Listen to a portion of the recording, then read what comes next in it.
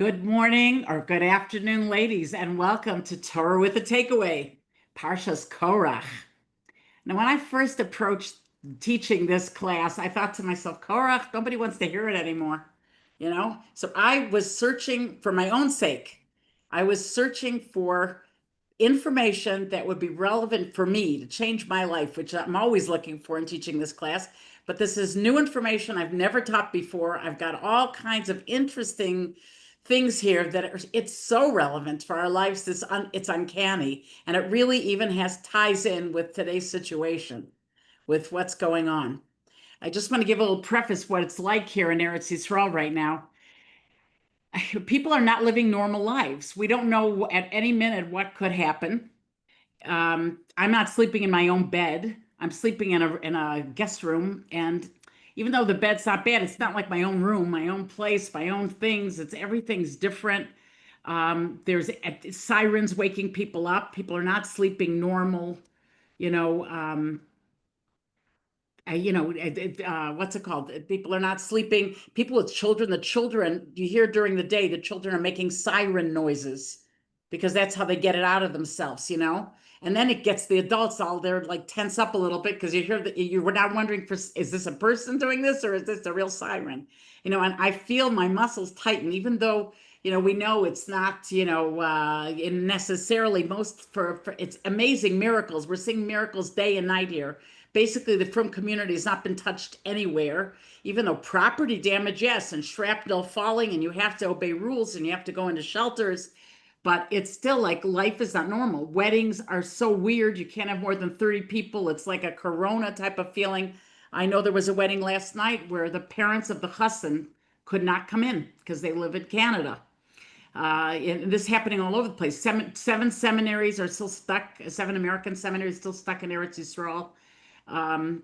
So people are very positive here. They're trying to go on with their lives and do whatever they can, but there is a tense situation. Your life is not a normal day. You can't sit there and plan, what am I doing today? Because you don't know what you're going to spend half your day doing, if you do it. So that's what it's like really for a lot of us here in Eretz Yisrael right now. But I think Parshas Korach is what we need to hear.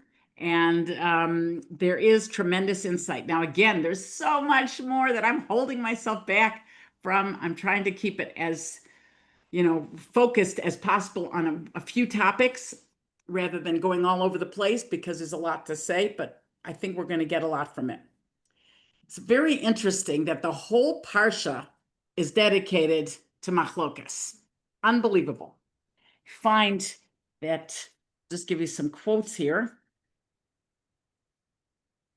The Medrash Rabbah tells us, Amru, bo re'eh kama kasha hamachlokas. Come and see how terrible it is to have rivalry in the Jewish people. Shekola ozer b'machlokas hakadosh baruch hu ma'abed zichro. Whoever engages in any kind of controversy, Hashem, his memory will be obliterated. Kama kasha hamachlokas. It's so hard to have machlokas. Shebeis din shel mala ein onshin elami ben esrim shana umala. Usually a beis din in Shemayim only punishes a person over 20. Hashem kind of closes his eyes to teenage years. You're not obligated mina Shemayim for punishment. But look at the machlokas of Korach. Babies, newborn babies were swallowed up because of machlokas. That's how bad it is. The Rambam says, Al tishaktsu is nafsho sechem. It's an abomination to be engaged in machlokas. Hamachala haguf v'hanefesh v'hamamon.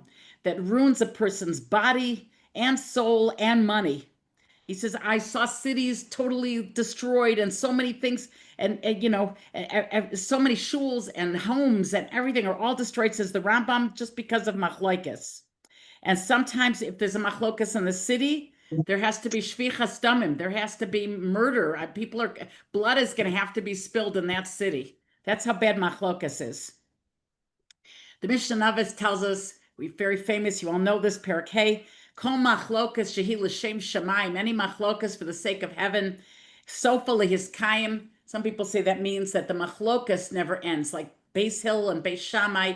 We still have the two sides of the dispute until Mashiach comes that we have to figure out. Eina l'shem shamayim, eina sofa lehiskayim.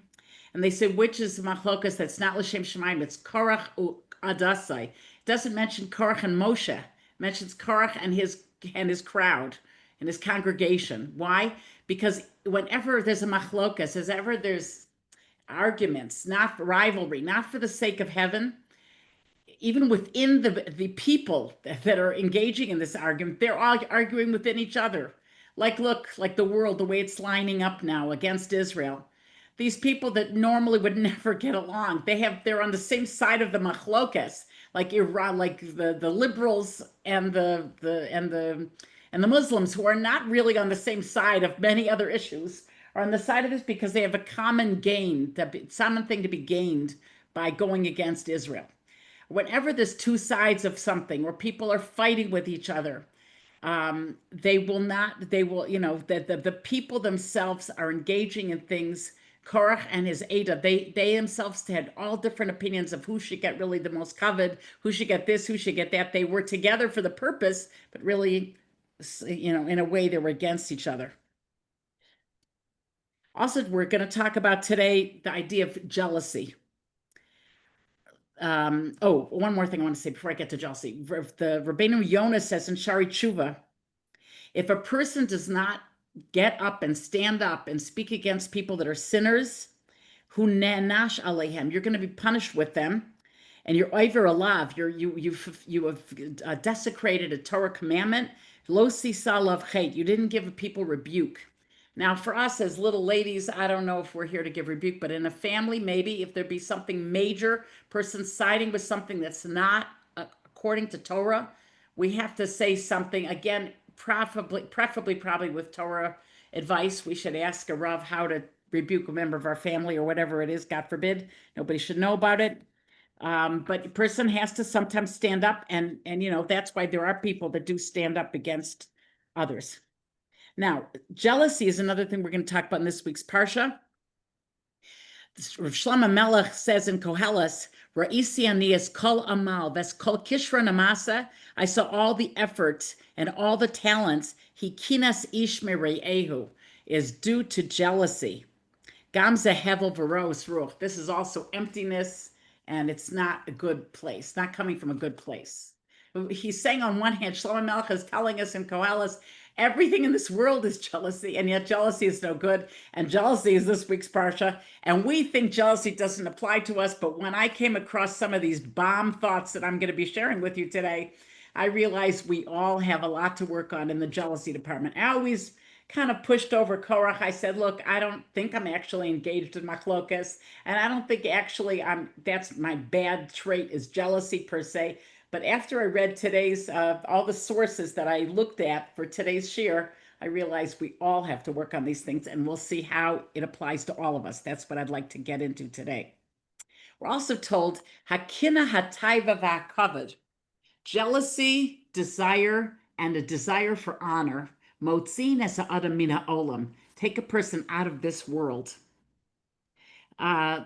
Now, what does it mean? Take them out of this world. We have to explain. People don't seem to die young. It's this Yados LaParsha Sefer that I'm really getting into. I'm enjoying it. A new Parsha Sefer that came out the last few years. He mentions that, we don't see people dying because of kinataiv and kavod, dying young. They have other things, not necessarily, but not that. So what does it mean takes you out of this world? Okay, so in this week's Parsha, we have our antagonist, if you want to call him Korach, who was a great person. He was one of the 4 people chosen to carry the Aron Kodesh. He was one of the Gedolei Hador, Tzadik Katamar Yifrach. Those 3 words from Tehillim, the end letters of each word spells out Korach. Tzadik has a kuf, Katamar has a resh, Yifrach as a ches, it spells out Kzu Korach. Who is the tzaddik, potential tzaddik? A big tzaddik was Korach, and yet he succumbed and lost his life, and 250 people with him in such a horrific way. The earth swallowed them up. And there was in the Gemara mention of some of the sages went in a certain area, and a Yishmaelite took them to an area where once a month smoke would be seen rising. 2 pillars of fire would come out of this area, and they'd hear if you listen to the ground, it would say Moshe Emes V'Sarasa Emes. That's why we jump up and down on Simchas Torah. Like the Korach people were able to get close to give their message. V'anachtu badaim, and we are full of lies. Interesting that that this is what it was, but it's not so simple. Like, how could he succumb because of jealousy? It says he thought that it was a simple calculation. He thought like this. Amram had several children. Amram, the father of Moshe. I mean, yeah, Amram was one of several children of Levi, right? There was Amram, and there was Yitzhar, and who was Korach, and then there was Korach is Yitzhar ben Kahas. I'm sorry, Kahas is the father of Amram. And we find that Moshe and Aaron were chosen to be the leaders. Moshe, the leader, and Aaron was the Kohen Gadol. They were all from the children of Amram. Korach was from the second son, Yitzhar, but he was supposedly passed over.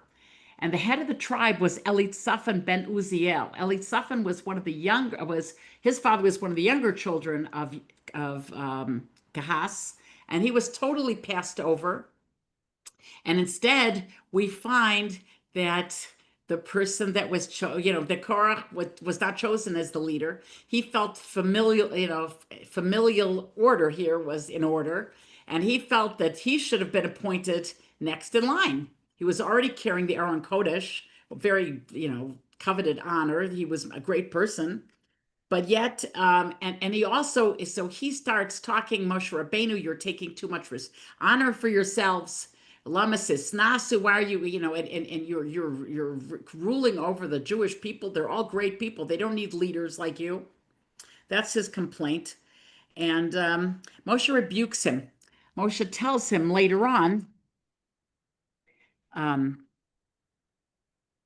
it says they're telling Moshe, "Kala Ada Kulam Kedoshim." Everyone's a Chafetz Chaim here in this generation. Ravla, why are you doing this? Madua Sisnasu al Kalshem. Why do you have to be the leaders? Why do we need any leaders?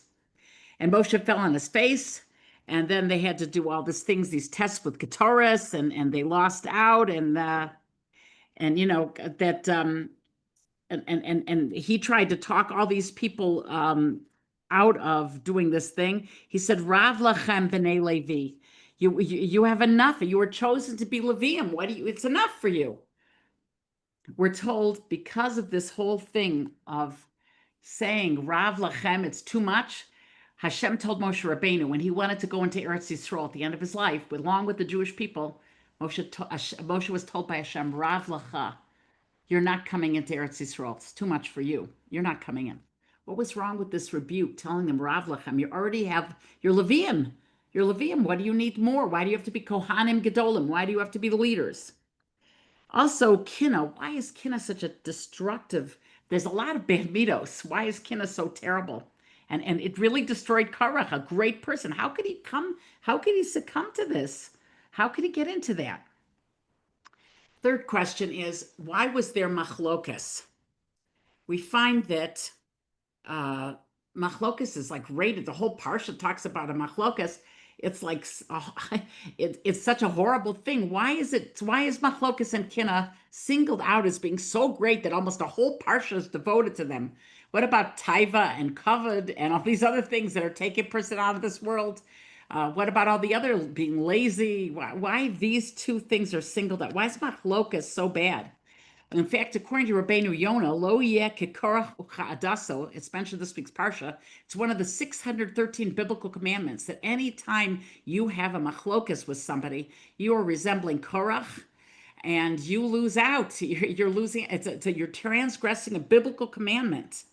Now, according to the Rambam, it's not a biblical commandment. It could just be you're not listening to Chachamim, which is also very serious. And then we find, last question is, Das and Aviram follow this, and they get swallowed up this week's parsha too. Now, they were the troublemakers. They always picking fights with Moshe Rabbeinu. Why did they always pick fights with him? What brought them to this point that they joined Korach's rebellion? Why were they always fighting with Moshe? They saw Moshe as split the Yamsuf for them. They saw that Moshe Rabbeinu was the voice, the conduit by which we received the Torah. Why are Dustin and Aviram being singled out here? Like, why were they punished?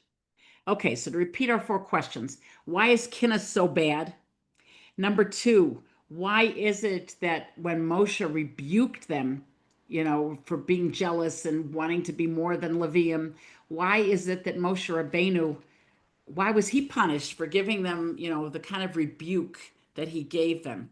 Why did he have to say Rav Lachem? Why was that so bad? You have enough. You have a lot. Well, what's wrong with saying you have a lot? You're a Levi. Why don't complain? What's wrong with that? Number three, why is machlokas so bad? Why is argument, rivalry, getting into arguments? Why is this such a bad thing to do? Getting angry and getting into arguments, especially out of jealousy. And the fourth thing is Dasan and Aviram. Why were they punished with Korach? Okay, ladies, let's get into our answers and hopefully life-changing lessons. First of all, let's deal with the topic of jealousy.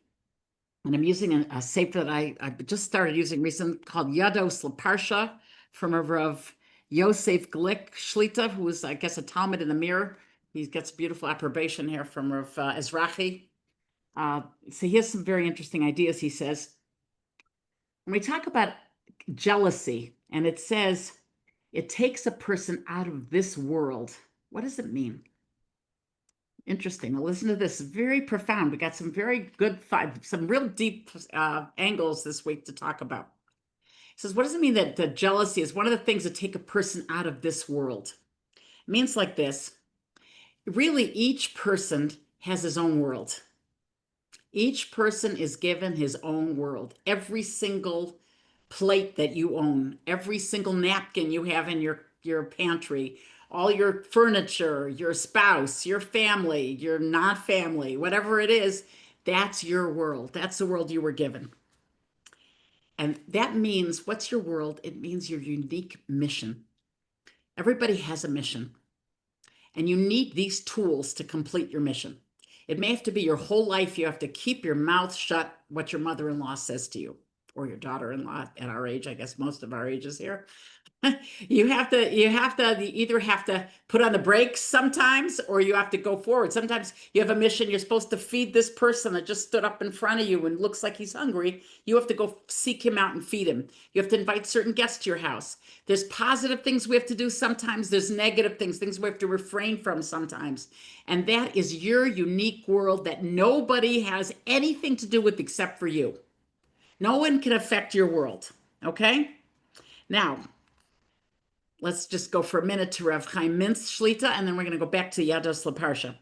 Rav Chaim Mintz says, when you're possessed with the trait of jealousy, Rashi brings down in this week's Parsha, we're told it says, Vayikach Korach, that Korach took. Where is it? Here it is. Korach was a very wise man. What did he do for this foolishness? Eino hitaso. His eye was looking in other pastures. His eye was looking, I didn't get this, I didn't get that. He says it's called shtus. It's called foolishness. Shtuyot in modern Hebrew. It's foolish whenever we get jealous. Why? According to Rashi. And Rav Mintz adds, not only in action is it foolish to look in other people's pastures, it's foolish even the source of it. The source of it is, it's not just foolish to be preoccupied. What is she doing? What are they doing? And how are they doing it? But it's foolish. The source of it is so stupid that you're ignoring. At that moment, you were ignoring. You've got your eye off your ball. The ball is being pitched to you, and you're looking at third base. You're not focused on your own game. You lost your game. You're not busy with your game. You're busy with somebody else's game. And that has something to do with kina, taiva, and kavod, by the way. Going back, one more thing Chaim Mintz says, and I'm going to go back to the Yados Laparsha. He brings down, On Ben Pelas's wife saved her husband's life in this week's Parsha. Two women, one Korach's wife brought him to Machlokas, and On Ben Pelas's wife saved him from Machlokas. It said she had the audacity, she took off her head covering because she felt Machlokas is so much worse, getting into arguments. These men wouldn't get near her tent. She kept telling her husband, listen, if Moshe's right, then what are you gaining? And if Korach is right, who are you gaining? You're going to lose out one way or the other. You're taking a chance. Why bother to begin with? And they say, Chachmas Nashim Bansa Besa. Korach's wife was so, Om Ben Pelas's wife was so brilliant that she dissuaded her husband from getting into an argument, getting into machlokas. What was so bright about it? So Rav Chaim Mentz brings down, I think from, who was it? Rav Chaim Shmulevitz. No, I'm sorry. This is the Or Yahel that says this, that when a person engages in that, she was so brilliant. They say that people lose their minds when they're in the heat of an argument. And also this applies to jealousy. I'm putting it in here with jealousy, but this applies to arguments as well. When you are in the heat of the moment, you're being stupid because you have lost your rational mind. You're not thinking. Anyone that has a rational mind at a time of machlokas is called wise, because you haven't lost your eye's not off the ball. Your eye's not off your game. Your game is, I have to do what I have to do. I don't have time to figure, why do other people do this? Why does everybody have this and I don't? You're forgetting that God, you're forgetting the whole idea that God created each person, that it's not just like, like with me, there was a genetic mistake at the factory. I have my specific mission. I don't have time to keep my eye off the ball and engage what other people are doing. That's foolish. Specifically says, I think I'm forgetting who said this, whether I'm mixing up with this is Rav Chaim Mentz or the Yados LaParsha, but he said, the Mesilas Yesharim brings down that specifically with jealousy, the only one who loses out is yourself. In other words, he says like this, he explains, when it's something, this is what the Yados LaParsha says, when you're engaged in, let's say, you want honor, or you want desires, those two things are imaginary. Those are imaginary. You're thinking, if I become a rich person, or if I'm going to have all my desires met, or if I'm going to be all the power and all the honor that I want, you're in like some little la-la land, and you're going to get benefit from it. You're losing your mission too at that moment. You're forgetting your world. You're leaving your world that you're supposed to be in and going in other pastures. Kina is, however, much worse, because jealousy is not you're not going to get any benefit from it. It's all about, I don't want to see him get anything. I don't want him to get anything. He should lose out. You've lost the ball totally. You're not gaining anything. And in fact, we're told by Chazal in many places, Rekev atzamos kina, it's a pasuk in Mishlei, that jealousy, in fact, hurts your health. Because you've lost your perch and you're going to lose your health. Examples he brings down to prove the idea that olam means your mission. It says, Vayetze ish Yisraeli, that I forgot which parsha this is, but the parsha of the Makalel, we're told that, the person wanted to curse out the Jewish people. Vayetze ish, Rashi says, me olamo, he left his world. He was about to curse out the Jewish people. In other words, he left his mission at that moment. It's a proof your olam is your mission, your world. That should be your whole world focus, because after 120 years, the bell rings, it's over. That's it. Our focus is supposed to be, what is our world about? What are we supposed to do with our life? My tools, my things that God gave me. And I shouldn't be busy. If I'm too busy with that, I'm losing what I'm supposed to be doing. I'm losing my own focus at that moment.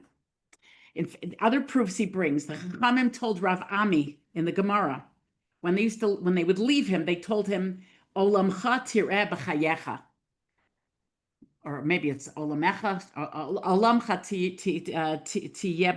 b'chayecha means you should see your world in your lifetime. What does your world mean? Your mission should be a mission accomplished. Not mission impossible, but mission accomplished. Mission accompli.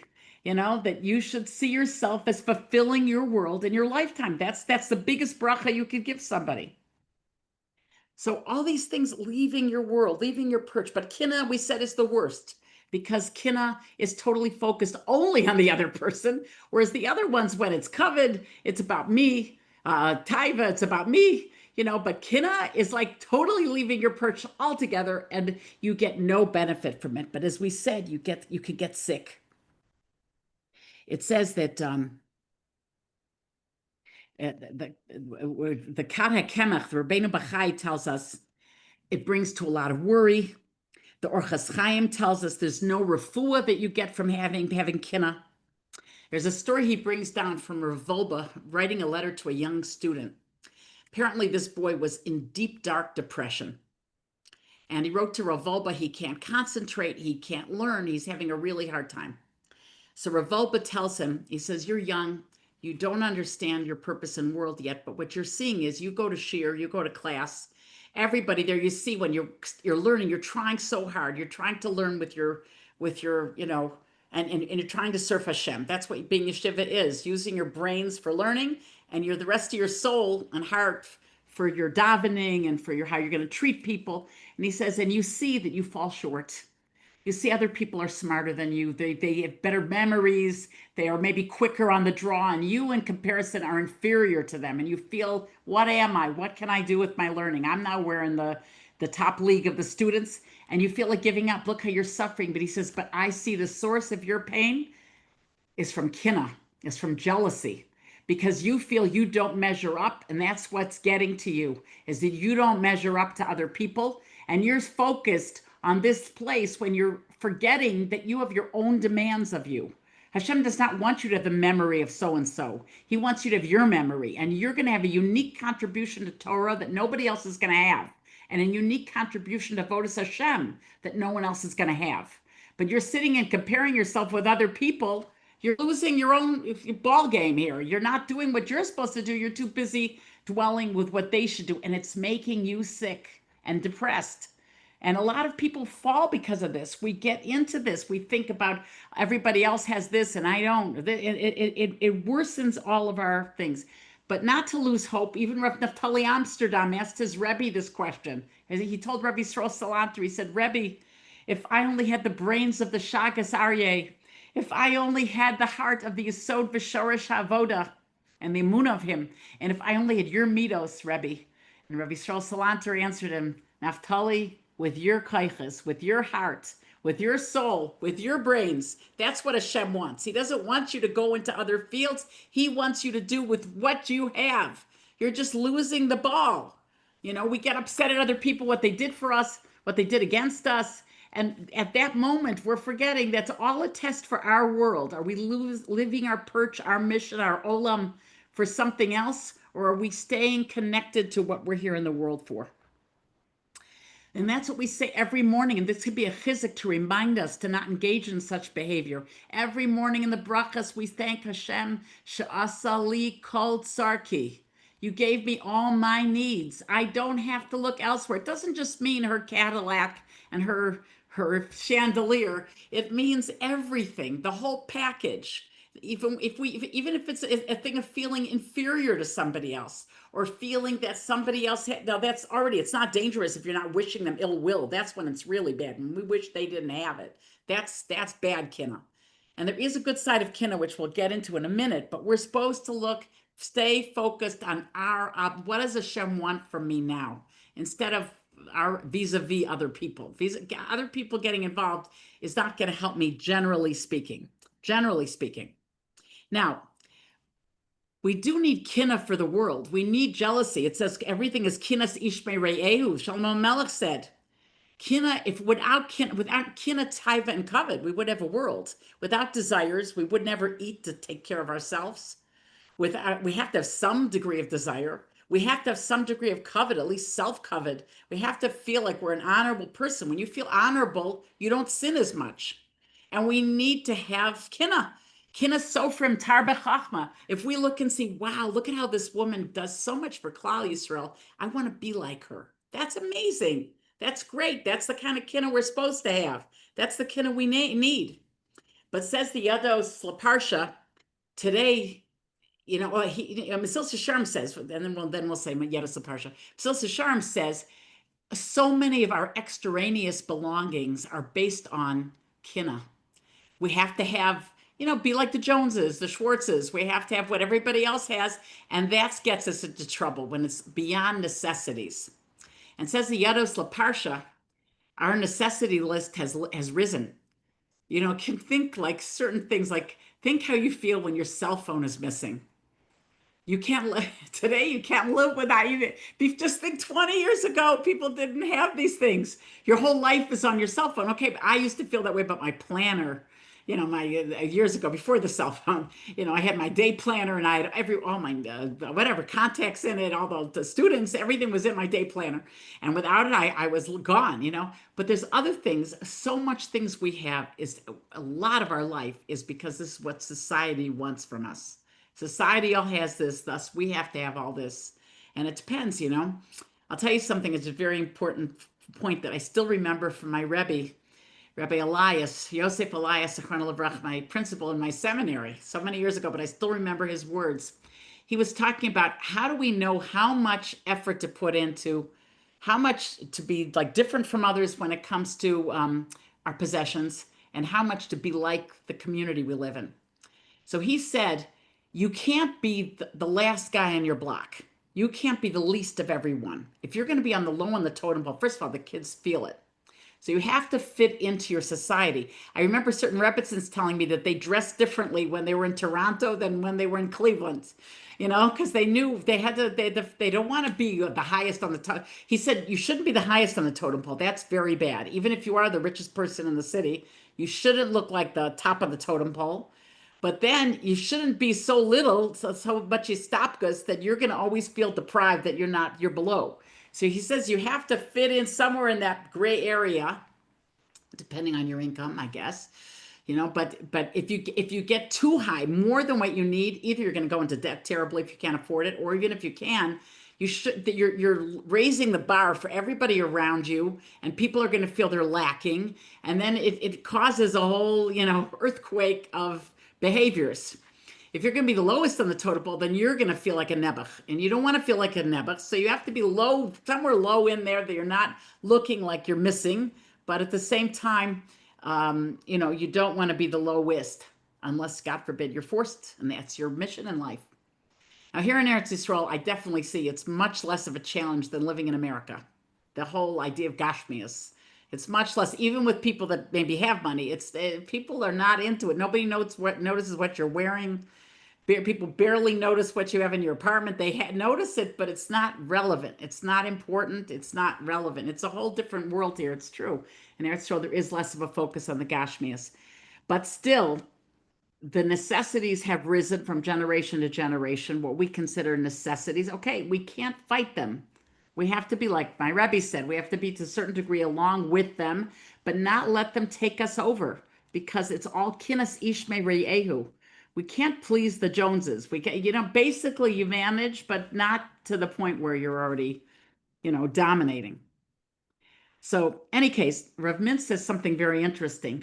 He said, maybe if Korach wouldn't have been jealous, he would have been the head of the tribe. Because sometimes what happens is when you're so consumed with why not me, you lose your own mission and you don't deserve it anymore. And now this has to be met with caution, this thought, this lesson from this, a big lesson, that we not to lose our world. This is what Kinna is. Focus on your world, not on somebody else's world. If that person makes you feel inferior or whatever it is, that's not the point. Think, what do I have to do? Not what does he have to do or she has to do, whatever. It's not, but if he wouldn't have been so obsessed with it, maybe he would have deserved it. Now, I want to say this with a grain of salt because, we can't feel bad. Let's say he gives an example. Let's say someone else gets a position that you were supposed to get. You were vying for the same position and it was awarded to the other person. So it's a case for jealousy, right? So he says, maybe if you would have been less jealous, or you wouldn't be so obsessed with me or him, maybe you would have gotten it and you lost it because you were so busy with his world and not your world. But on the other hand, we can't blame ourselves, be hard on ourselves anytime we don't achieve something. It doesn't mean that we were jealous and that's why I don't achieve it. But just maybe this person was more appropriate for that position, which is for sure. And that's why we didn't get it. Now, we focused on the topic of jealousy and how really it does relevant to all of us. Let's talk about motives. Rabbi Mintz tells us that Korach thought that he was, for the sake of heaven. He said he was probably thinking if you'd have talked to him on the street, he would have told you, I'm going to do more mitzvahs now. I'm going to be a head, a leader of my tribe. I'll be able to be, more mitzvahs, more ruchnias. I can influence other people. Or he could say, this is not the way things should be. This is not the way things. I'm fighting with Moshe. Why? Because the Jews don't need a king.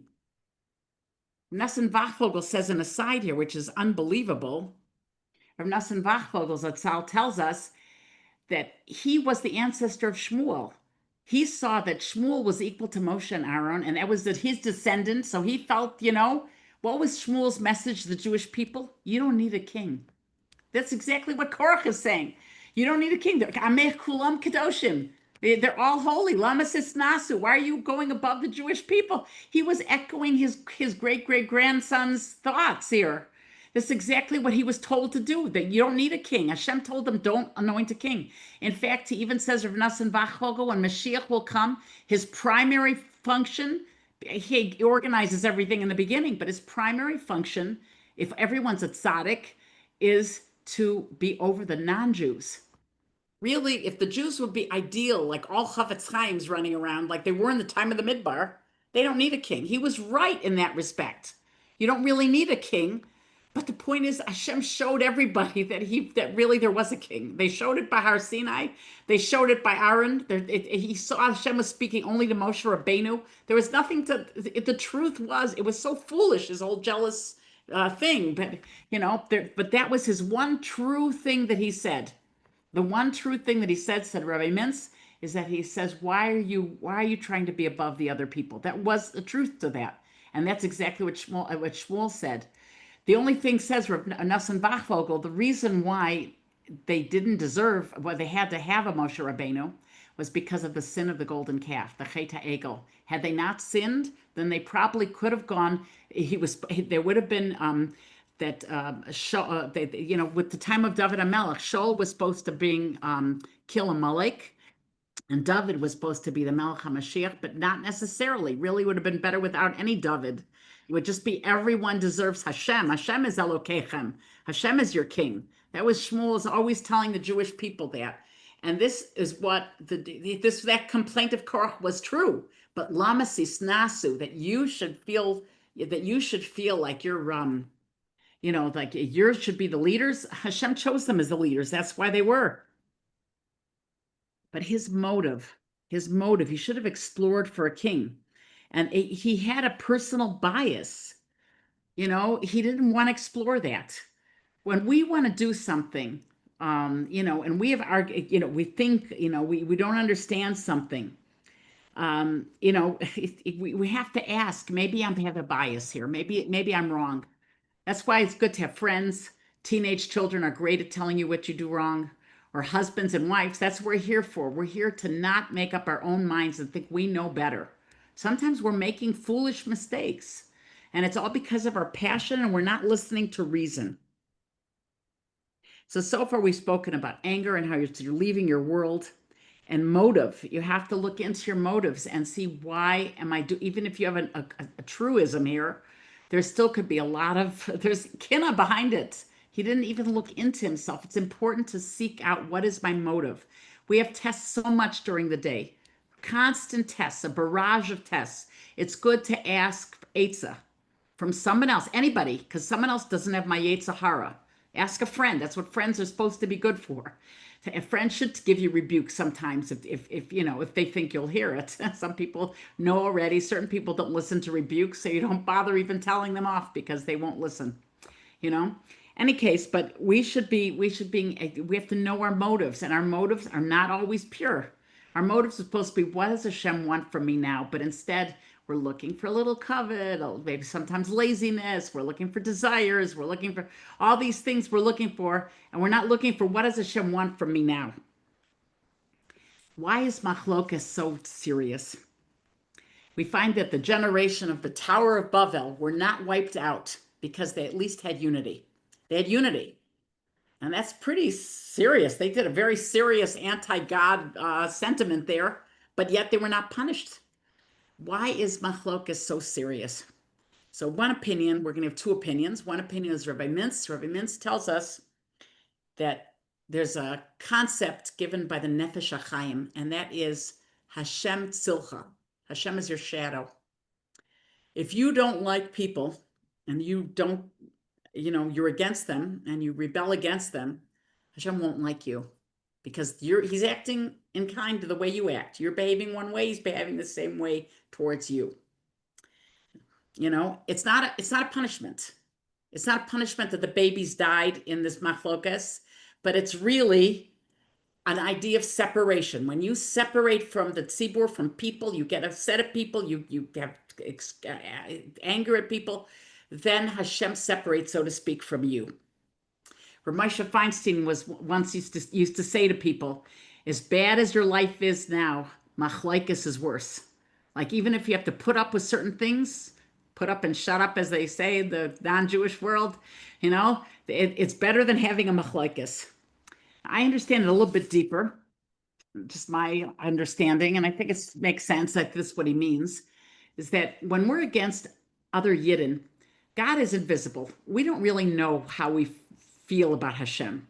Even if you're down with tons of kavanah, it could be all about your requests. You want this, or you're saying, I love you, Hashem. But if we don't love people, then we're saying the things we can feel and touch in Hashem's world, human beings, we're having a complaint against.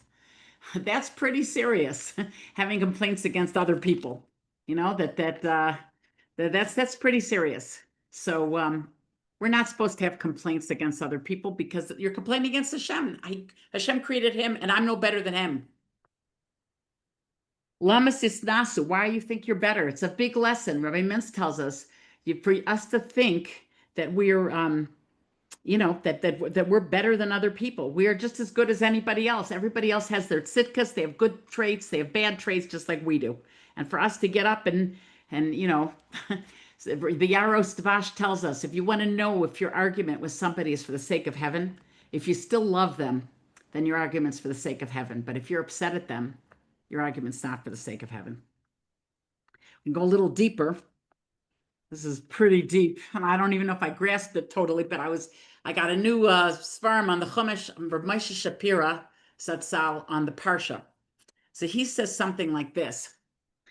He says that on the second day of creation, we're told by the Medrash, this is like we're going deeper now on the idea of machlokas and why it's so bad. We said one explanation is if you, Hashem Tzilcha, if you would go against people, then Hashem is going to treat you the way you treat others. That's how Hashem acts. But it's even deeper than that. He said on the second day of creation, it doesn't say kitov. Every day God looked at what he created and he saw it was good. On the second day of creation, it doesn't say that God looked at the world and he saw that it was good. Why? Because the Medrash tells us God on the second day of creation created machlokas, arguments, and he also created Gehenna. He created hell on the second day of creation. So thus, purgatory, whatever you want to call it, because of that, it doesn't say all was good on the second day. How do we understand that? And what does hell and machlokas have to do with each other? Like purgatory and machlokas, why are they on the second day? In fact, this Rav Shapira says the idea that these people traveled, the Tanaim and other people traveled and they saw these two fires coming up of the grave of Korach, two pillars of smoke or two fires, and they heard the voices of the people that were swallowed up by the earth. The two symbolizes Gehenna, hell, and it also symbolizes machlokas, which is what they stood for. Now, why? So he says like this, really a person should never rise up against another human being or against Hashem, because if God is everything, it says, Ein od milvado, there's nothing but God in this world, right? So it really should be a nothing burger, as they call it. It should be a nothing to get up against God. It should be, you're never going to win, because the whole world is for Hashem. The whole world is Hashem. Hashem does everything. Hashem gave you your mission. And anytime you decide that you're going to get up and go against that mission, you really are pivoting from the truth, right? because you're doing something against God, so to speak. It really shouldn't exist at all. But on the second day, whatever that means, God gave the aspect of free will. That means a person has a suggestion put into the world that he can rise up and not go through with his commandments. He could do his own agenda in any other way. And he said people like fighting just for fighting's sake, because either I'm the winner, I'm the victor, I'm the one that's better, I'm the one who's smarter. I'm just, or I feel free. I'm not subjugated to these limitations. I have to keep a certain kashrus, and I want to really do that. I want to do something more free. I want to be free. I don't want to think at this moment. I don't want to think. Those whole idea of being oppositional, negating, that was also something that Korach initiated. That's why the earth swallowed up two people. The earth swallowed up Korach, and it swallowed up Havel's blood, because both of them were guilty of negating somebody else. Hevel was negated by Cain, or Cain was negating. He was being negated here. He's negating his brother's blood by committing bloodshed. And when we engage in machlokes, we're also being oppositional. Some people just like being opposite. It gives them a thrill, a feeling that there's a winner and a loser, that there's someone that's putting down somebody and I'm going to win this way. It's a negation. And Gehenna is also a negation. And that type of thing, he had to be swallowed up. And says Rav Shapira that if he would have lived and not been totally swallowed up in such a dramatic way, the Jewish people would have to have been chosen again, and the Torah would have had to have been given again. That's how bad it is to negate another person, because you're not really achieving anything, but it looks like you are. Like this whole idea, this whole concept is really nothingness. Rav Dessler, in fact, tells us something interesting. It's along the same lines that Rav Dessler says that a person should know anytime we make a choice, we're given any choice in life, really, the choices usually are not equal. Let's say a person finds out from his doctor that, God forbid, he's never supposed to smoke again because he's developing cancer in his lungs, right? So he has to stop smoking. Stopping smoking and living are not even equal. What do you mean your free will? One is life and death, and one is, the pleasure of the moment to smoke. And why does a person engage in bad behavior? So says Rav Dessler, free will does not mean you're choosing between two things. Free will means you took your eye off the ball. Living really is the truth, and this one you're just wanting to be distracted. So it's the same idea basically with what Rav Shapira is telling us, that really the truth is just one. There's only one truth. There's not two truths. There's only one truth. There's one better choice. Okay, we're on a whole scale. Some of us, like, we're picking mochaccino or latte. Maybe one's more fattening. It's true, but that's a whole level. It's not life and death. But it's still, one's always more true than the other. It's true, and we have to know what madrega we're on. There's certain things we're on the madrega of, and certain things we're not on the madrega of. But in any case, the idea is that we have to keep our eye focused on what we're here in the world for. It's the same idea, really. We're going back. The same idea is keep your eyes focused on your mission. And that's the truth, and that's Hashem, and that's everything else. And everything else is big negation of all that. It makes a person feel for the moment powerful, or that you could do what you want, but you really can't do what you want because Hashem is in charge. I don't know if you heard, it's going around now, the internet, this clip on Yeshiva World News was Rav Kolodetsky Shlita speaking about how we're supposed to look at the war. And he said people are all focused on the news. Iran is this, and Trump is that, and this, and that, and the other. He says it's all Hashem, all the fires. Hashem is talking to us. Do tshuva. Do tshuva. I'm talking to you. But anytime he says we engage in this lowly behavior of feeling it's because of this and it's because of that, we're taking our eye off of our relationship with Hashem. And that's what this whole war is about. And when we have this whole thing that we start going off topic and thinking about, well, this newscaster said this, and they're anti-Semitic, or they're this, they're that, they're the other thing, it's very nice distraction, but really we're taking our eye off the main mission in life, which is, what does Hashem want from me now? What is he telling me now? What are we supposed to be doing with ourselves? The last thing I wanted to pose is, the last things I just want to end off was really the last few questions, or question 2 and question 4, all have to do with rebuke. We find, first of all, it's taking and giving rebuke. Why did Dasan and Aviram get involved in this? Why were they swallowed up finally here? And why did they always pick a fight with Moshe? Why were they the troublemakers? Says Rabbi Mintz, because Dasan and Aviram were rebuked by Moshe. Dasan, by the way, according to the Medrash, was Shlomis Bas Dibri's husband. And, she was violated by that Ish Mitzri. And the Ish Mitzri was very upset about things. He tried to kill Dasan. Dasan was going to be killed by the Ish Mitzri. Moshe came along. He killed the Mitzri to save Dasan's life. And then later, Dasan and Aviram are fighting because Dasan wanted to divorce Aviram's sister, who was Dasan and Aviram were brothers-in-law. Aviram was sister of the brother of Shlomis Bas Dibri. And Aviram told him, don't divorce my sister. And he said, well, she was violated. I don't want her anymore. I'm not interested in this woman. So there was a whole machlokas. They were fighting and they were hitting each other. And Moshe Rabbeinu says, Rasha, lama sakes reyecha. Rasha, why are you fighting with your friend? And then they start screaming at Moshe. And since then, some people cannot take rebuke. They cannot take rebuke. And because of that, they went all the way to keep criticizing Moshe every step of the way. They didn't, at Yam Suf, they were complaining. After the Yam Suf split for them, they were complaining. They wanted to go back to Mitzrayim. They were complaining about why should Moshe be our leader in this week's Parsha. And so many other things. They're always the one to not heed his rebuke.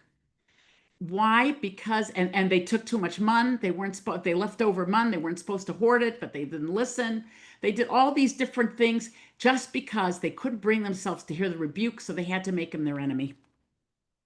People don't like rebuke, says Rabbi Mintz. They don't like rebuke because, number one, they don't feel perfect when they're hearing rebuke. And everybody wants to think they're perfect. Number two, he says, people feel like the person giving them the rebuke feels superior, and it makes them feel very inferior. But he said, but if you realize that a person's going to rebuke you, is going to tell you the truth, it's going to get you to shlemus. You want to get to perfection, you should hear rebuke. You should love it. The Vilna Gaon used to ask the Dubno Maggid, please rebuke me. I want to know what I'm doing wrong, because that's the only way I'm going to get the world to come.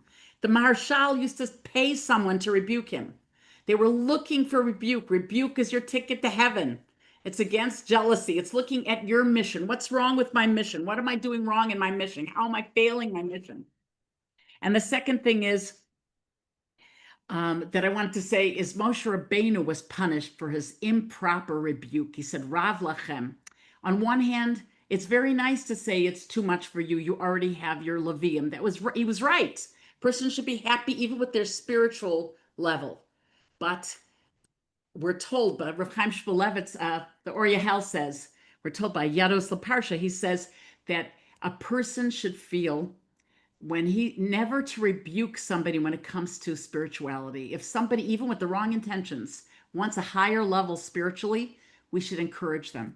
Even if it's unrealistic, we should say he should have prefaced his words with, this is how Moshe was censured for the least little thing. He should have prefaced his words with, it's so good that you want more of ruchnius. It's so good you want more spirituality in your life. But then he should have rebuked them. But you cannot discourage somebody that's seeking spirituality. Sometimes teenagers in a weird way want spirituality, and we should encourage them, but then tell them, but this way maybe it's not the right way to go about it. But we shouldn't ever discourage somebody seeking spirituality, and that was the sin of Moshe Rabbeinu. So we learned from this that jealousy is leaving your world mission, and you're gaining nothing, just heartache and sickness. Any other kina, taiva, and kavod, you're still losing your mission. At that moment, you're losing the ball. Your eye's not on the ball. Arguments. Two things we said are bad about arguments. One, if you hate people, Hashem tzilcha, he's not going to like you either. And two, it's going from a world of negating. It's going into a world of negating, which is really going against God's world. The whole mission of the world is to follow the program. And you think you're big enough to stand up to the program and say, I know better, or I can do better. I want the challenge. That's wrong. You're going to only lose out. And that's what Korach and Hevel did. I mean, Korach and Cain did wrong. We should also take rebuke. It's our lifesaver, and we should give rebuke because but still encourage spirituality. So those are my thoughts for today. I hope you enjoyed them as much as I did. I'll just end off with a story. We find that Rabbi Bender Shlita tells us he knew he said one time Rabbi Reisman, you know, the famous Rabbi Yisrael Reisman from Torah Vadas, he said one time he saw there was a person learning in Kollel in Torah Vadas. His wife was extremely late, and he saw the person pacing back and forth, waiting for his wife to pick him up. And Rabbi Reisman whispers in his ear, he says, when she comes, you're going to tell her that I understand you must feel terrible that you came so late. I'm sure, you know, you must feel terrible. And the person begrudgingly said, okay, my Rosh Hashiva just told me this. Okay, I'm going to say, okay, I feel bad that you're late. I feel bad. So when his wife came, he opened the door and he said, you must feel terrible. You're so late. And he said, because of that remark, it just dispelled all the machlokas that could have happened. His wife said, oh, you understand me. You're so wonderful. She was his love of his life for the rest of the day. And he was happy that his wife was so doting to him and he understood her better. He also said, Rabbi Bender, he said he knew two siblings that both survived the Holocaust, and they had beautiful families, and they didn't speak to each other since the Holocaust because of some stupid mistake. They lost their whole family relation, their entire, until one died. They didn't speak to each other ever since the war, and that's all that each other had. It's so stupid for us to engage in machlokas. All we do is lose happiness in this world. We lose our ball, you know, keeping our ball on the game, and we lose physically, spiritually, mentally, and our world to come. So I thank you all for listening. I thank Rivka for always her beautiful monitoring, and Debbie for what she does for us. And we can now turn off the recording, which I will do right now.